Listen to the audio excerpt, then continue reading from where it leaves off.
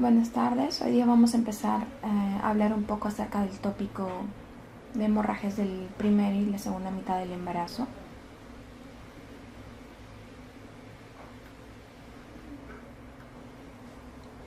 En cuanto a las hemorragias de la primera mitad del embarazo, como nosotros conocemos, las tres más importantes, empezando por orden de frecuencia, lo que es el aborto, el embarazo ectópico y finalmente la enfermedad trofoblástica gestacional. Dentro de los tipos de aborto tenemos varios, dentro de ellos el primero, la amenaza de aborto, el aborto en curso, el aborto inminente, el aborto inevitable, el aborto recurrente, incompleto, el aborto completo, el aborto retenido y finalmente el aborto frustro. Un concepto bastante importante es acerca del conocimiento del valor de discriminación de la beta-HCG. La Sociedad Americana de Ginecobstetricia toma como un valor discriminativo alrededor de 1.500 a 2.000 unidades internacionales, a diferencia de la Sociedad Americana de Medicina Reproductiva, quien considera un valor de 2.400 para discriminación de la beta-HCG, ¿no? Por encima de estos valores, la ausencia del saco gestacional visible configura un embarazo de localización no determinada a descartar un embarazo ectópico versus un intrauterino inicial o versus un embarazo no evolutivo. Esto es importante porque, como lo vamos a ver más adelante, en el embarazo ectópico nos va a servir mucho acerca de lo que es la determinación de la beta-HCG para discriminar en el diagnóstico, ¿no? Nosotros generalmente le damos un rango hasta de 2.400 unidades internacionales. Bueno, la COG, basado en el estudio de Barnard, que fue en el 2004, considera que un embarazo viable debe incrementar sus valores de la beta-HCG por lo menos en un 53% de su valor basal cada 48 horas, con una sensibilidad de que llega hasta el 99%. Esto es importante, ya que nos va a servir bastante para los diagnósticos de una gestación no evolutiva, ¿no? Nosotros vamos a tomarle una beta-HCG a la paciente, más o menos teniendo la idea que cada 48 horas un embarazo normal debe aumentarnos la beta-HCG en alrededor del 53%. Si no, vamos a tener que sospechar que estamos frente a un embarazo que no está yendo bien, que bien podría ser una gestación no evolutiva o, dependiendo de la clínica, podría ser un aborto. En cuanto a lo que es el diagnóstico diferencial del embarazo ectópico, tenemos varias patologías dentro de la parte de ginecobstetricia: el embarazo ectópico, la anexitis, la rotura del quiste lúteo o folicular y el aborto. Para discriminar entre una u otra patología va a depender mucho del caso clínico que nos pongan, de la edad de la paciente. Por ejemplo, en una paciente con un embarazo ectópico es característico el dolor punzante asociado a náuseas y vómitos ocasionalmente antes y frecuentes después de la rotura del embarazo. La hemorragia vaginal puede estar presente, es decir, en la mayor parte de las pacientes hay un pequeño spotting o sangrado, hay un atraso y metrorragia, anomalía menstrual o incluso, como dije, spotting, manchas. En cuanto a lo que es el pulso y la temperatura, esto va a verse variable dependiendo en que si el embarazo ectópico está complicado o no complicado. Si estamos frente a un no complicado, pulso y temperatura van a estar dentro de lo normal, a diferencia de que si el embarazo ya está roto, entonces va a haber signos de shock hipovolémico, ¿no?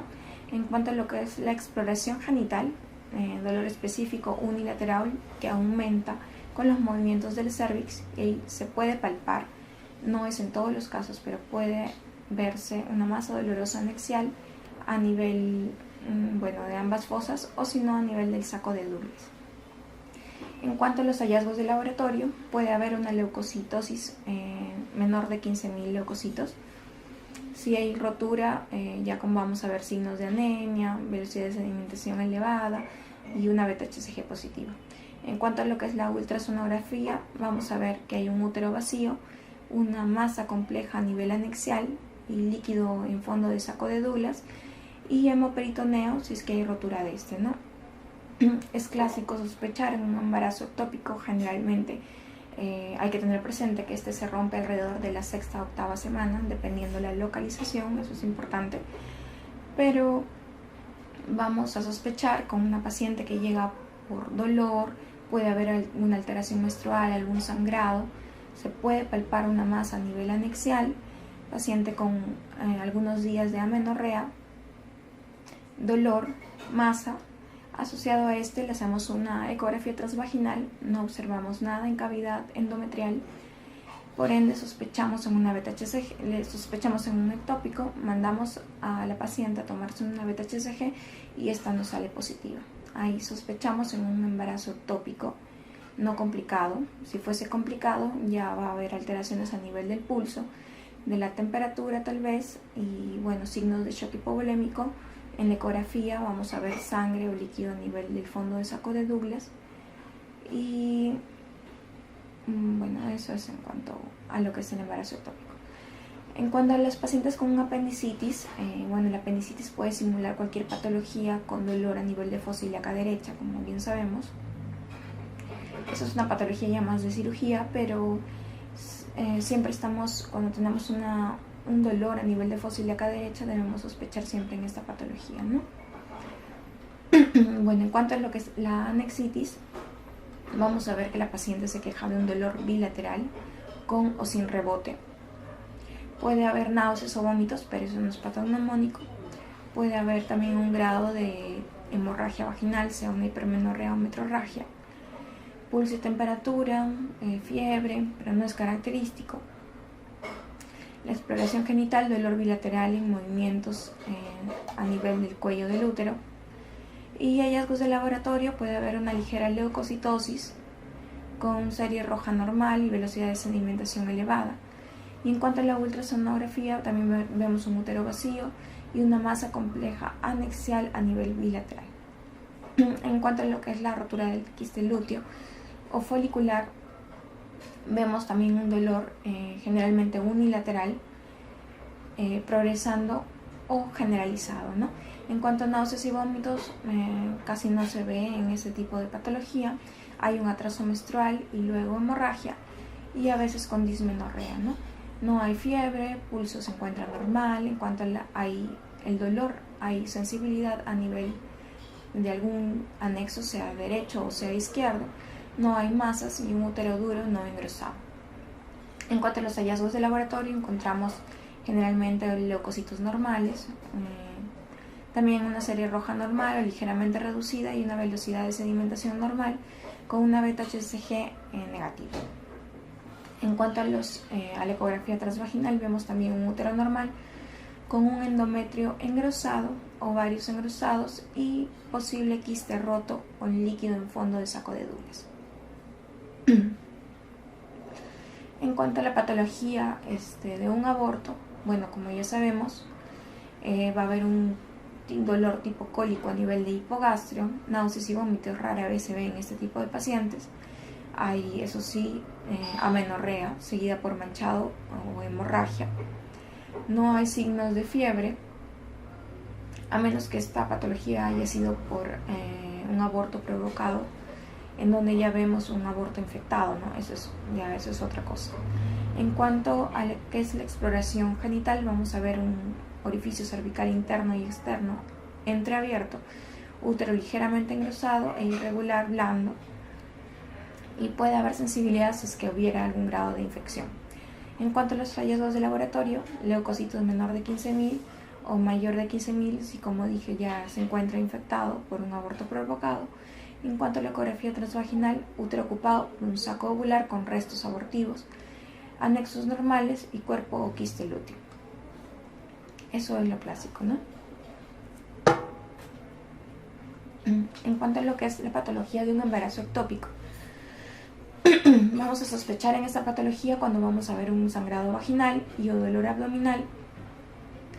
Es importante tener en cuenta que cuando todavía no se rompe el embarazo ectópico, la paciente puede estar totalmente asintomática, ¿no? Lo más frecuente es que haya un sangrado vaginal asociado a un dolor abdominal. Eso es lo más frecuente. En cuanto a las manifestaciones clínicas de una rotura por un embarazo ectópico, ya lo vamos a ver alrededor de la 6ª o 8ª semana después del último periodo menstrual. Bueno, este tipo de manifestaciones clínicas pueden no presentarse en aquellas, al menos no a la sexta o octava semana, en aquellas pacientes en las que tienen un embarazo ectópico no localizado en la trompa, ¿no? En cuanto a la localización, esta es pregunta de examen, bastante conocida. El lugar más frecuente de localización es la trompa, ¿no? A nivel de la ampolla en un 70%, y posteriormente a nivel del istmo en un 12%. Es importante también, ha sido pregunta de examen, ¿dónde es más frecuente un grado de hemorragia, un ectópico, en donde se produce una hemorragia bastante profusa? Es cuando el embarazo ectópico se encuentra localizado a nivel intersticial o a nivel del cuerno del útero.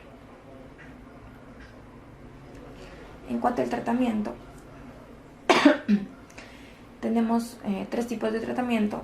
El primero es si es un embarazo ectópico complicado y la paciente está en riesgo de su vida, es quirúrgico. También tenemos un tratamiento médico con uso de metotrexate, el cual tiene sus indicaciones, y también tenemos un tratamiento expectante. En cuanto al tratamiento quirúrgico, tenemos lo que es la cirugía de emergencia. Se va a observar pacientes con inestabilidad hemodinámica. Es ahí donde recién se da por esta opción. Necesidad también de cirugía concurrente, hidrosalpinx y FIB posterior para un deseo de esterilización.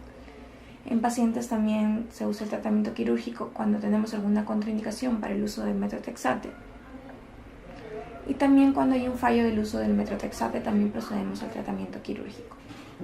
Es importante conocer acerca de lo que es la necesidad de cirugía concurrente, debido a que nosotros podemos optar por un tratamiento quirúrgico si la paciente sabemos que es una paciente que tiene un hidrosalpinx severo y a su vez va a ir a tratamiento de fertilización in vitro posterior por deseos de fertilidad. Entonces ahí sí podríamos optar por el tratamiento quirúrgico y aprovechar para bloquear las trompas, solucionar el hidrosalpinx y así poder ir con la paciente a una fertilización in vitro posterior. En cuanto a lo que es también el tratamiento quirúrgico vía laparotomía o laparoscopía en pacientes inestables, bueno, siempre se ha escuchado que la laparotomía debe ir a una paciente con embarazo ectópico roto y con un hemoperitoneo y con signos vitales inestables. Sin embargo, esto va a depender mucho de la habilidad del cirujano para el dominio de la laparoscopía. En nuestra experiencia, al menos en nuestro hospital, hemos entrado con embarazos ectópicos complicados, con gente entrenada en laparoscopía, y se ha hecho por vía laparoscópica sin necesidad de acudir a una laparotomía. En cuanto a la laparoscopía, es el tratamiento de elección, recuperación rápida, hay hospitalización corta, menos costos, menos dolor, sangrado y también menor formación de adherencias. En pacientes hemodinámicamente estables, el tratamiento es quirúrgico, por ejemplo en embarazos heterotópicos, en una rotura tubárica o un riesgo inminente de ruptura. Otras indicaciones es el no deseo o inhabilidad de cumplir el tratamiento médico, contraindicación al metotrexate o falla del tratamiento médico. Si vemos nosotros una paciente que es bastante irresponsable, que no nos va a cumplir el hecho de estar controlándole, entonces es mejor optar por el tratamiento quirúrgico. En cuanto a las modalidades de cirugías que tenemos en este tipo de patología, tenemos en primer lugar la salpingectomía. Se va a realizar en el embarazo ectópico recurrente en la misma trompa, una trompa severamente dañada, en pacientes con sangrado incontrolable, en pacientes con un embarazo heterotópico y en pacientes que ya no desean una fertilidad futura. Si no fuese eso el caso, entonces vamos a preferir nosotros una salpingostomía, que es el método, como digo, de elección en mujeres en edad reproductiva que quieren preservar su fertilidad. La salpingostomía es a través de una incisión en el borde antimesentérico de la trompa, en el punto de máxima distensión. Se recomienda extraer el tejido por hidrodisección. La tasa de gestación intrauterina es más alta con salpingostomía que con salpingectomía. En cuanto al siguiente tratamiento, es acerca de las indicaciones del uso de metotrexate. Tiene sus indicaciones tanto absolutas como relativas. Dentro de las absolutas, la más importante es que sea una paciente hemodinámicamente estable, sin sangrado activo o signos de hemoperitoneo. En segundo lugar, es una paciente con deseo de fertilidad futura. En tercer lugar, es una paciente con un control de beta-HCG que sea menor o igual a 5.000 miliunidades. Una paciente a la cual se le pueda realizar seguimiento y que no tenga ninguna contraindicación para el uso de este medicamento. Entonces, son 5 importantes indicaciones absolutas. Dentro de las indicaciones relativas, ya está el tamaño de la masa. Se dice que es una masa menor de 3.5 centímetros. Y también que haya una ausencia de latido cardíaco fetal. En cuanto a las contraindicaciones del metotrexate, la primera contraindicación es que el paciente se encuentre lactando, que tenga algún grado de inmunodeficiencia por cualquier enfermedad, que sea alcohólico, tenga alguna enfermedad hepática crónica debido al metabolismo de este medicamento, que tenga algún tipo de discrasia sanguínea como hipoplasia de médula ósea, leucopenia, trombocitopenia o anemia significativa. A su vez, que sea algún grado de sensibilidad al metotrexate, una enfermedad pulmonar activa, úlcera pélvica o disfunción hepática. En general, las contraindicaciones absolutas para el uso de metotrexate es el fallo funcional de cualquier órgano, sea pulmonar, sea hepático, sea renal, debido al metabolismo del medicamento, ¿no? En cuanto a las contraindicaciones relativas, tenemos que que la tumoración sea mayor de 3.5 centímetros y que encontremos un embrión con latido cardíaco fetal. El siguiente modalidad de tratamiento es el tratamiento expectante. Dentro de los criterios para un tratamiento expectante es que en la ecografía transvaginal no observemos un saco gestacional o una masa extrauterina. En segundo lugar, que la beta-HCG sea menor o igual a 200 y que ésta se encuentre en disminución, y por última instancia que tenga la posibilidad de seguimiento, es decir, una paciente que nos permita seguirla en el tiempo para identificar cualquier signo de hemoperitoneo o shock o algo y poder ya evaluar otro tipo de tratamiento. En cuanto ya pasamos finalmente en cuanto a las hemorragias de la primera mitad del embarazo, lo que son la enfermedad trofoblástica gestacional, se define como tumores placentarios relacionados con el embarazo. No es necesaria, como sabemos, la confirmación histológica para iniciar un tratamiento. Básicamente es clínico y ecográfico.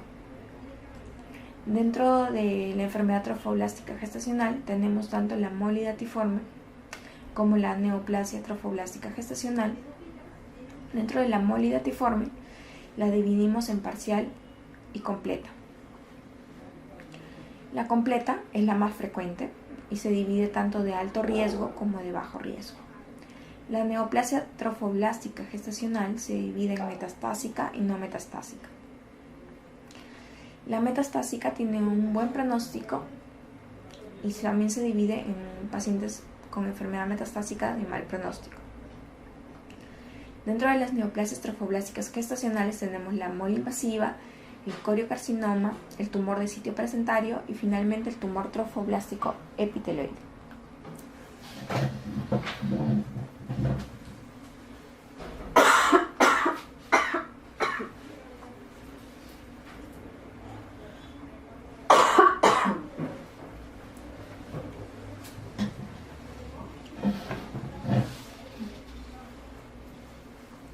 En cuanto a lo que es la enfermedad trofoblástica, tiene dos características principales. Es una enfermedad en primer lugar quística y es avascular. Decimos que es una enfermedad vascular porque nace de la ausencia del mesodermo fetal que evita la producción de vasos sanguíneos, por lo tanto no hay una buena transmisión de oxígeno y hay una tendencia a la proliferación que esta va a permanecer en el tiempo, ¿no? Entonces, Por esta razón es que decimos que es una enfermedad avascular, ¿no? La ausencia de vasos sanguíneos va a hacer que todo este tejido trate de buscar el oxígeno y así aumente su proliferación e invada órganos. Finalmente decimos que es una enfermedad quística debido a que hay ausencia de vasos linfáticos, por lo que permite que se acumule líquido extravascular adoptando una disposición quística, ¿no?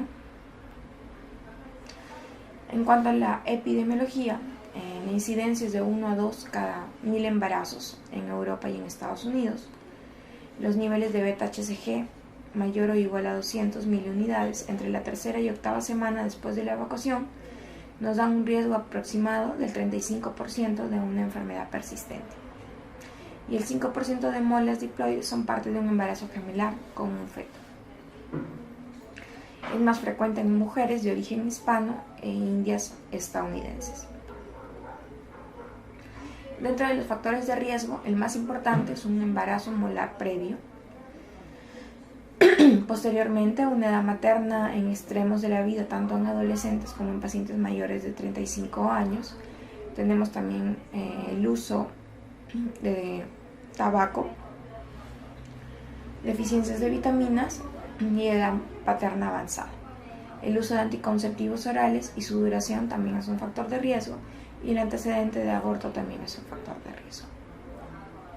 Dentro de lo que es la fisiopatología de la mola, como lo expliqué anteriormente, se debe a una degeneración hidrópica con una proliferación trofoblástica y un edema de dichas vellosidades. Puede ser una patología intrauterina o también extrauterina. Dentro de las características, este cuadrito es bastante importante ya que nos va a permitir diferenciar entre una molidatiforme completa y una molidatiforme parcial. En cuanto a la molidatiforme completa, como dije, es la más frecuente. El cariotipo vamos a encontrar un 46XX o un 46XY. La molidatiforme completa es importante recalcar que en cuanto a lo que es el óvulo no va a haber carga genética por parte del óvulo. Entonces, por ende, toda la carga genética va a ser debido a origen paterno, diploide y de origen paterno, a diferencia de lo que es la molidatiforme parcial, donde vamos a tener un cariotipo, un 69XXX o un 69XXY, es triploide. En cuanto a lo que es la molidatiforme completa, en dicha mola no vamos a ver embrión ni feto, a diferencia de lo que es la molidatiforme parcial, en donde sí vemos tejido embrionario e incluso amnios, ¿no? En cuanto a los edemas vellosos, a nivel de la molidatiforme completa va a ser de manera difusa, y la molidatiforme parcial va a ser solo variable o puede ser focal.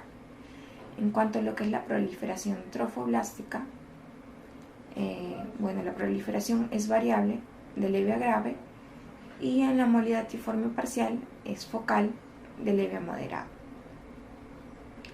¿Cómo es que vamos a hacer el diagnóstico de una molidatiforme completa? La vamos a sospechar en un embarazo molar.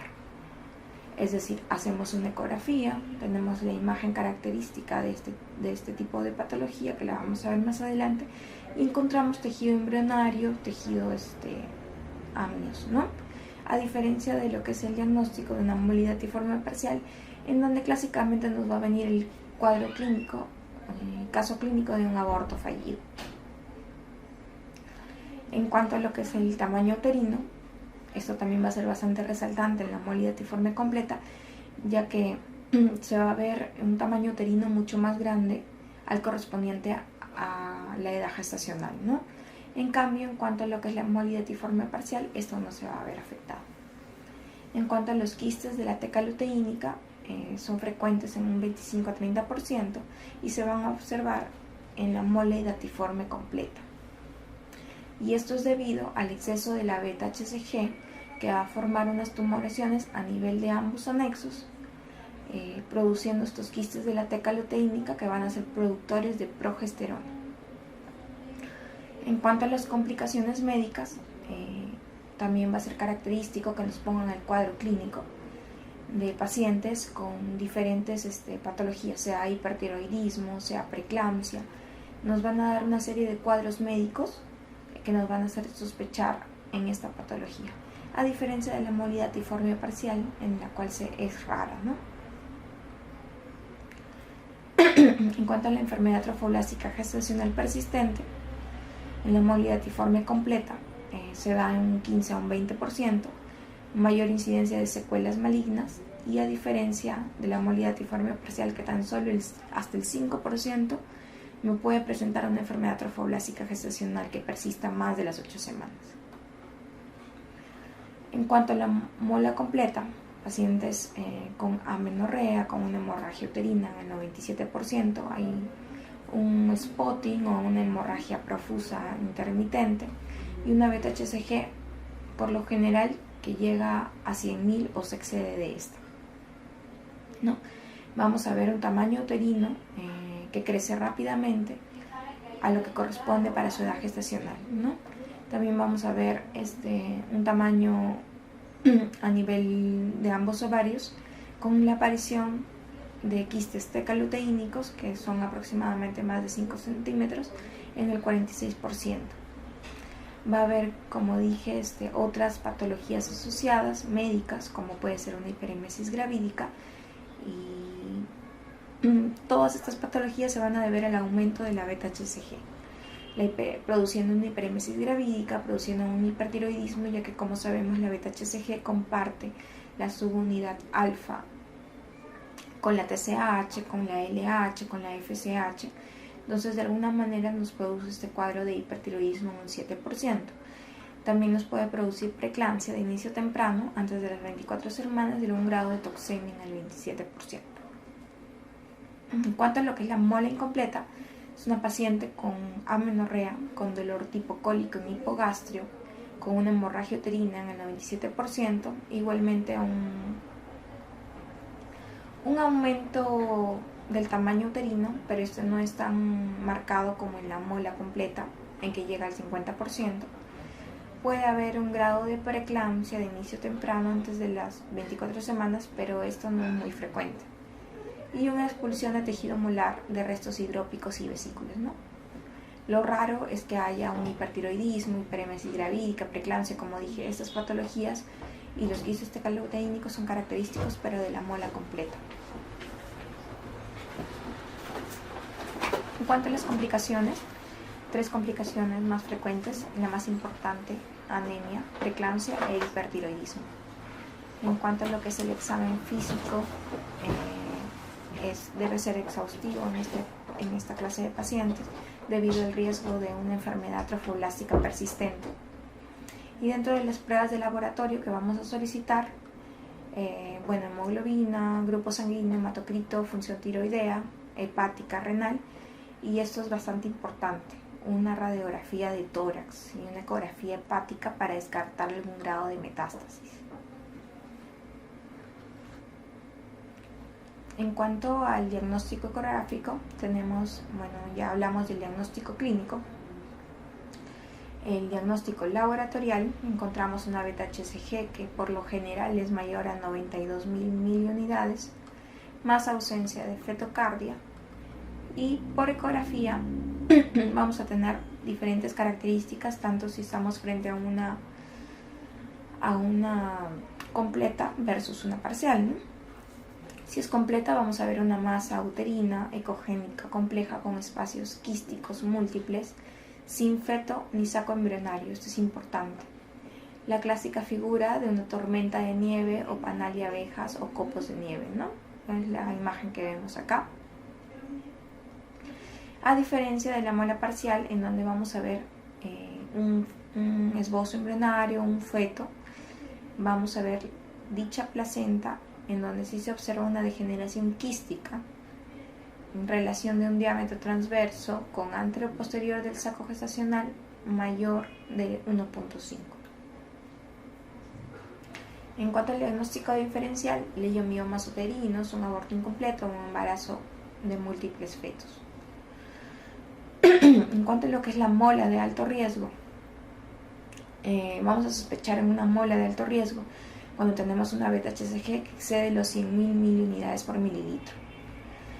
Cuando tenemos un crecimiento uterino exagerado, que no va acorde con su edad gestacional, cuando hay presencia de quistes tecaloteínicos y cuando hay enfermedades médicas asociadas. Allí vamos a sospechar que estamos frente a una mola de alto riesgo. En cuanto a lo que es el tratamiento, se debe hacer una vez hecho el diagnóstico, ¿no? Vamos a pedir un cuadro hemático completo, coagulación, función hepática, función renal, esto es importante, una beta-HCG basal, porque a partir de esta vamos a hacer todos los controles posteriores después del tratamiento, y también un examen físico pélvico y vaginal, una radiografía de tórax, esto es importante, para descartar algún grado de metástasis, una ecografía abdominal y un TAC para descartar metástasis. En cuanto al tratamiento, el tratamiento más importante es la evacuación de dicha mola. A través de un legrado no es lo más indicado. Se dice que el gol estándar es un curetaje por succión. Considerar el uso de una inmunoglobulina anti-D en pacientes con RH negativo. Otro tipo de tratamiento tenemos lo que es la quimioterapia. Este tratamiento es un tratamiento controversial. 20% hay de riesgo de desarrollar un tumor persistente versus una toxicidad. En cuanto a lo que es el seguimiento, se va a recomendar prevenir el embarazo, al menos mientras le hagamos el seguimiento a la paciente y veamos que todas sus beta-HCGs por un buen tiempo estén saliendo negativas. Se debe medir la beta-HCG, esto es importante, el primer control de beta-HCG después de la cirugía es a las 48 horas después del legrado. Posteriormente ya podemos pedir una beta-HCG semanal hasta la remisión clínica y hasta conseguir niveles normales por 3 semanas consecutivas. Luego de la remisión completa vamos a pedir una beta-HCG mensualmente por 6 meses y luego van a ser ya cada 2, va a ser bimensual por 6 meses más. Exploración clínica cada 2 semanas hasta la remisión completa y una vez que los niveles de beta-HCG desciendan a cifras normales, se mide su concentración cada mes durante 6 meses más y bimensuales durante 6 meses más. Si es indetectable, se suspende la vigilancia y se permite el embarazo. Este es un cuadro sinóptico acerca del cómo es que nosotros vamos a actuar frente a una beta-HCG que se mantiene elevada 8 semanas luego de la evacuación uterina.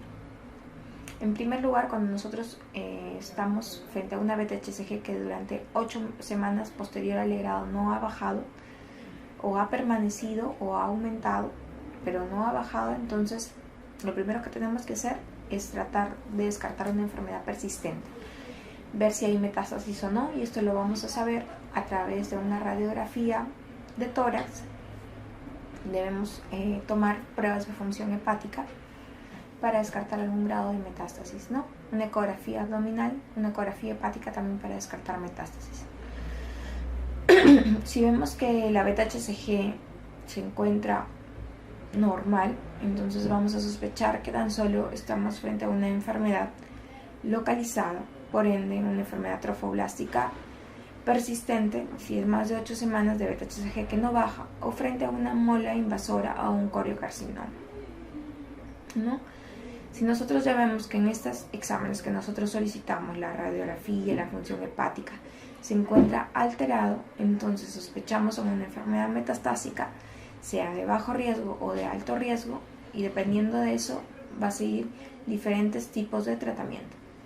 Por ejemplo, si estamos frente a una enfermedad trofoblástica persistente, vamos a hacer el uso de metrotexate más legrado uterino. Si estamos frente a una mola invasora o un coriocarcinoma, entonces vamos a proceder a la histerectomía y el uso de metrotexate. Si estamos frente a una enfermedad metastásica de bajo riesgo, uso de metrotexate. Y si estamos frente a una enfermedad metastásica de alto riesgo, ya va a ir la paciente a una poliquimioterapia. Es importante tener en cuenta que la enfermedad trofoblástica va a proceder a un legrado uterino, en cambio la enfermedad trofoblástica persistente, a ese legrado uterino se le va a adicionar quimioterapia. Para recalcar que la quimioterapia va a ser con el uso de metrotexate, ¿sí? Por ende, si hablamos de una enfermedad trofoblástica persistente, va a ser uso de quimioterapia más legrado uterino, y mola invasora, quimioterapia más histerectomía. Y si estamos frente a una enfermedad metastásica de alto riesgo, va a ser poliquimioterapia. No solamente se va a utilizar lo que es el metotrexate, sino se va a añadir a esto otros medicamentos.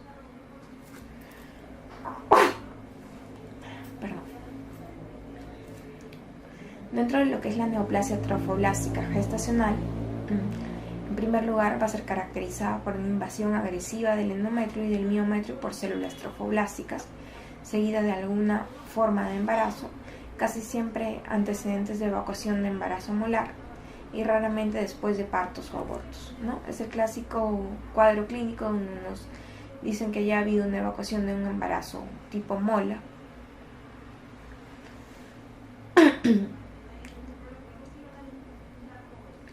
Dentro de lo que es la clasificación histológica, la mola invasora, vamos a encontrar vellosidades coriónicas completas con crecimiento e invasión trofoblástica sin metástasis, ¿no? En cuanto a lo que es el coriocarcinoma gestacional, es una patología extremadamente maligna.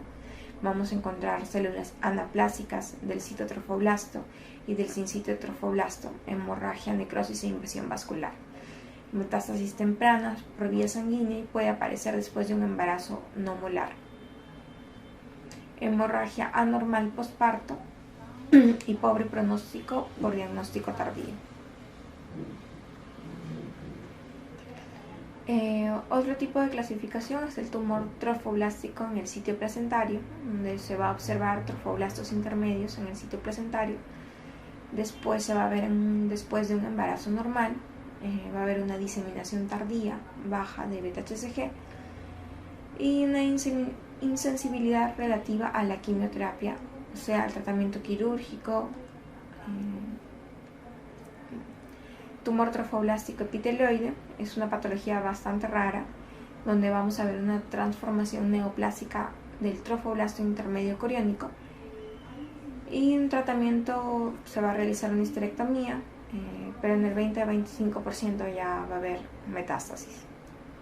Son patologías bastante raras, tanto el tumor trofoblástico en el sitio placentario como el tumor trofoblástico epiteloide. En cuanto a los criterios diagnósticos de una neoplasia trofoblástica gestacional, vamos a hacerlo a través de la beta-HCG. Vamos a ver una meseta de la beta-HCG en las últimas 4 mediciones en un periodo de 3 semanas, el día 1, 7, 14 y 21. Vamos a ver un aumento de la beta-HCG en 3 semanas consecutivas.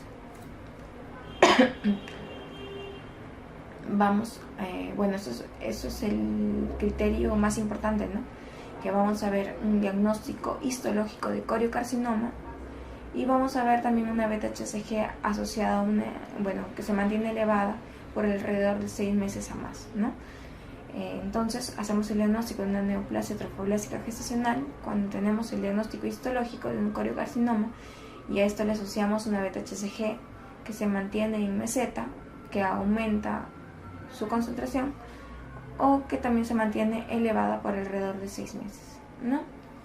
¿Cómo valoramos la extensión de la enfermedad? La valoramos mediante exploración pélvica, mediante una radiografía de tórax y también podemos pedir una tomografía cerebral si vemos algún tipo de signo clínico y una tomografía también abdominopélvica. Bueno, esto no es tan importante que se lo aprendan, es muy raro que venga en algún examen tanto de NAM como de residentado, pero es más o menos para que tengan una idea de cuáles son los estadios según la FIGO de este tipo de neoplasia trofoblástica gestacional.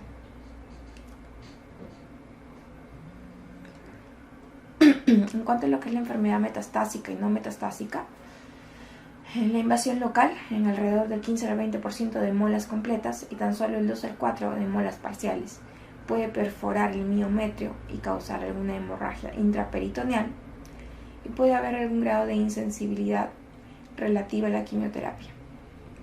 En cuanto a la enfermedad metastásica, mayoritariamente debido a un coriocarcinoma, se debe sospechar en cualquier mujer en edad reproductiva sin un tumor primario conocido. Y esto también es pregunta de examen. El primer órgano que se ve afectado en la enfermedad metastásica son los pulmones en un 80% y en segundo lugar lo que es la vagina en un 30%.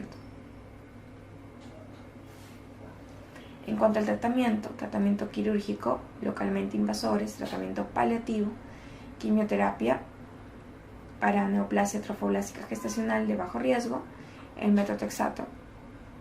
Y lo que yo hablaba acerca de la quimioterapia también para bajo riesgo puede usarse el etopósido y otros medicamentos como la ciclofosfamida y la vincristina.